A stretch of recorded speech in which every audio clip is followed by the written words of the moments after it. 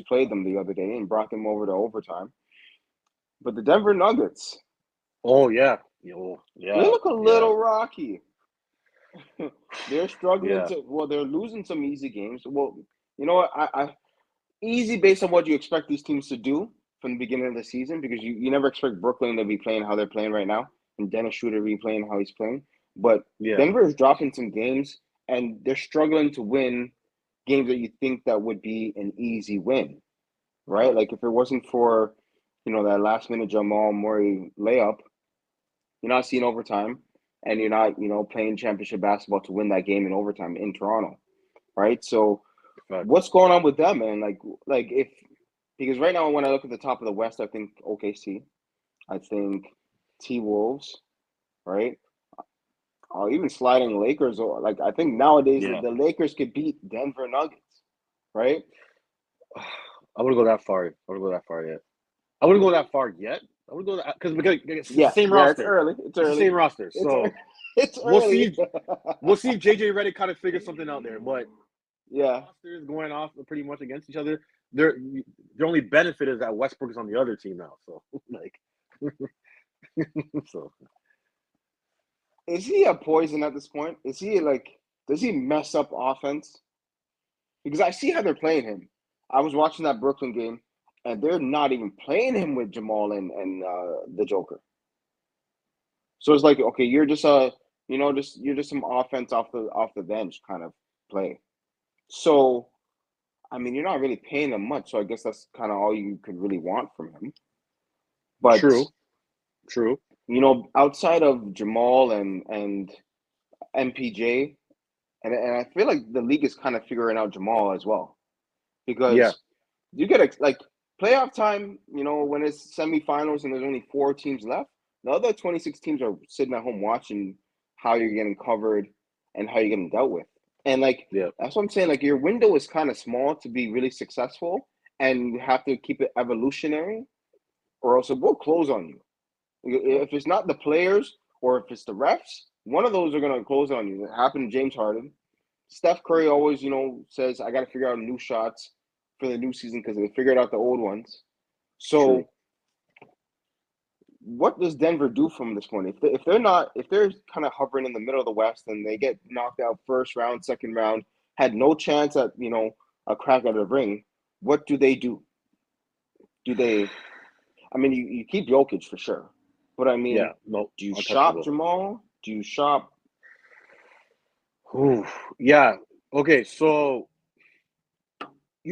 so first with Westbrook, right? The challenge is with Westbrook is I'm not bailing him out because Westbrook doesn't have the highest IQ sometimes.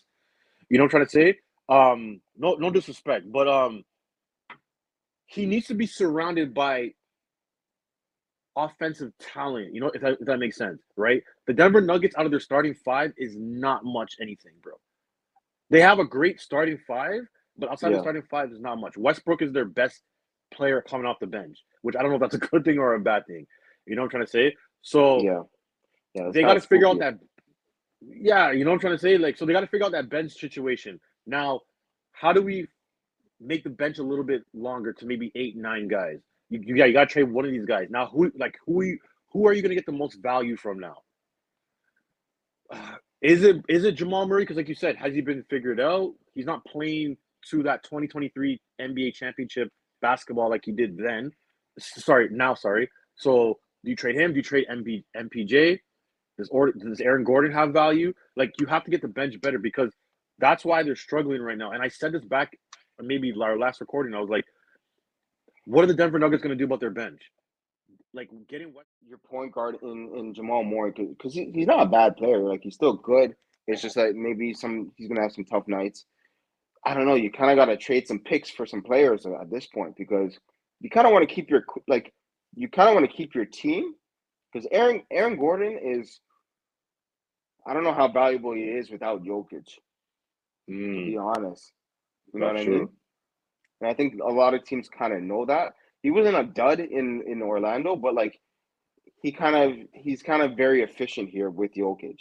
You know what I mean? MPJ is a great asset. He's worth something, but you kind of want to keep that, right? Like that he can, Mm-hmm. light up 23, 25 points a game, like randomly for you. You know what I mean? Mm-hmm. So I don't know. Mm-hmm. Like you kind of want to keep those four, but like as long as you have these four during the years that they're valuable, you got to start giving up future assets. I guess at that point to kind of stay relevant right now, unless their whole kind of scheme has been figured out. And I don't know if they have any future picks, like, 2026, 27, that they could, give up for players or give up for like more recent picks. But But they would still have to attach that pick to a salary for the salary to match to get somebody of significance because anybody who's on yeah, a minimum contract right now, which they could trade for using a pick, is probably not going to be that much of value because they probably would have signed them already. You know what I'm trying to say? yeah, So it's like you like the hard decision is you're gonna have to sit down. Jokic is untouchable, obviously. You're gonna have to sit down and pick these three guys and pick which guy is expendable or whatever it is, and like try to figure out like hmm, where you could try to get better. The Timberwolves just got rid of Cat, Karl Anthony Towns. He's the number one yeah, pick, yeah, best three point shooting big man. They got rid of him. They shipped him out. You know what I'm trying to say? So if he can get hmm. shipped out before the season like that so abruptly, I don't see the rest of the Jamal, Michael Porter Jr. or Aaron Gordon being untouchable. I hear you. I'm keeping MPJ though. Like You're the keeping man's him? young. The man's young, and he could give you still 25. And he, like, when in this modern day NBA, you're not giving up 6, 7, 25-point scorers. Like, he's not a liability. He's not gonna get clamped by, like, Deontay Murray, something like that. Guys like Jamal Murray will. You know what I mean?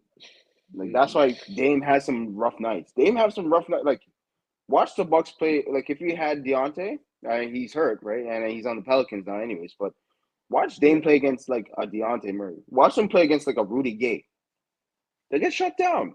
Those guys get shut Yeah. down just because, like, like it's they don't even like. I was watching, just some information today. Like they don't even like 6'4" no more. It's like 6'5" Mm. and up. 6'4" is like, if you're Steph Curry, sure. If you're Steph, Right. sure. Like, but Sure. No problem.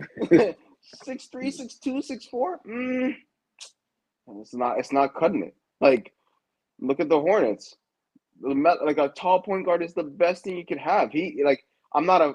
I mean, he could shoot the ball, and you want to have someone that is capable of shooting, but you don't want, a high clip scoring point guard. But LaMelo Ball, bro, like, man, 6'7", and he can give you Mm. a 30-point triple double.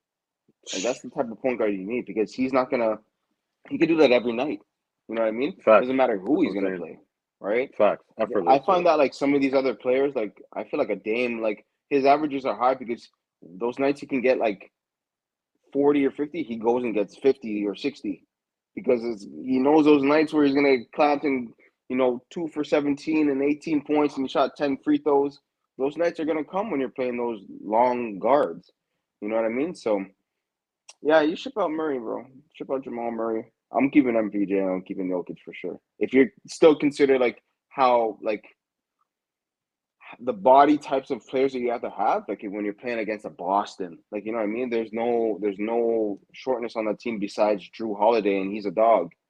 You know what I mean. So and he's not shooting like he's okay with 8 points a game, 3 layups, cool, whatever. Spread I the don't know. floor, get one shot, cool. Like I don't know. We seen that championship run, and Jamal Murray was the second best player on that team to the point where we even had you saying like Jokic and Jamal Murray are the best duo in the NBA. So Yeah, yeah, are we gonna potentially break up the best duo if Jamal Murray can find back his game, whether it's because he's injured or something's in like are we gonna give up potential the best duo for like MPG Michael Porter Jr. He's a good player. He's a great player, but I'd say he's like on the higher end when it comes to role player. Like he's on a top tier of role players, but he's not an all-star. He's not a star. You know what I'm trying to say? So do we want to give that up? You know what I'm trying to say? I'm not saying that Michael Porter Jr. is not valuable to that team. I'm just saying like something has to happen, and it's like when we're trying to figure out who needs to go and who needs to stay, we're like literally trying to find the smallest things. And at what point do you go, okay, like I saw the playoffs. I saw who was maybe more valuable to us. You know what I'm trying to say? Remember Jamal Murray was going off in the yeah, bubble. You know what I'm trying to say? Like, do you want to give that up? You know what I'm trying to yeah. say? Like, Yeah, you make a That good that that, point. that, That's a good that, point. that like that's the way I'm looking at it. And like you said, Aaron Gordon is Hmm. probably figured out already. So, or like, sorry, not figured out, but like he's one of those guys where it's like it's the same thing like they say about Draymond. If Draymond goes to a different team, he's not going to be Draymond. You know what I'm trying to say? So, but yeah, I don't know, bro. Like, what do they do, bro? Like, or is it just the beginning of the season and they're going to get better? What do they do, man? What do they do? Your I don't know. face looks so stressed, and I know that's how they feel in the office, bro. They're like, "Yo, what do we do? What are we gonna do?" Damn, that's crazy. I mean, yeah, I hear what you're saying. Like the Jamal Jokic duo sounds better than like an MPJ Jokic. Like that doesn't really sound like you still got to fill in that one position and who you're gonna put there, kind of thing. Facts. Um, What do you do? I hear what you're saying because Jamal could still go off. You know, he could still probably get you those 28, 30%, 30-point games and be complemented with Jokic, and then you could probably get something really good packaged with like a couple picks or something in between for MPJ and maybe like a role player or some role players. Um, yeah, man, they got some things to figure out because I find that a lot of teams are gonna a little get caught in a little bit of quicksand and like they're kind of stuck. Like you gotta just sit Hmm. there for a while till someone or something comes and rescues you.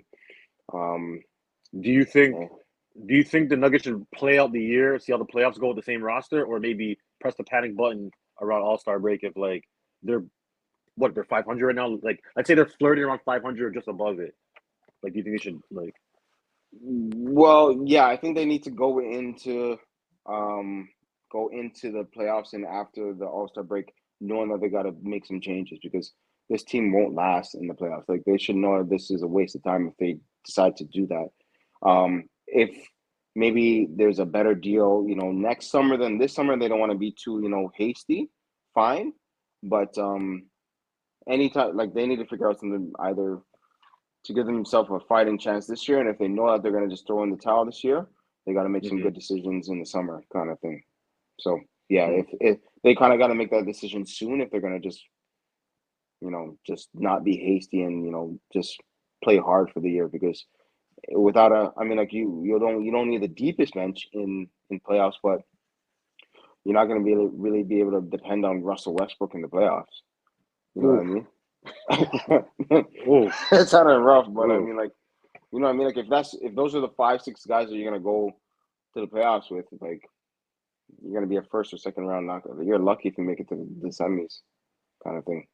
Facts. No facts. Facts.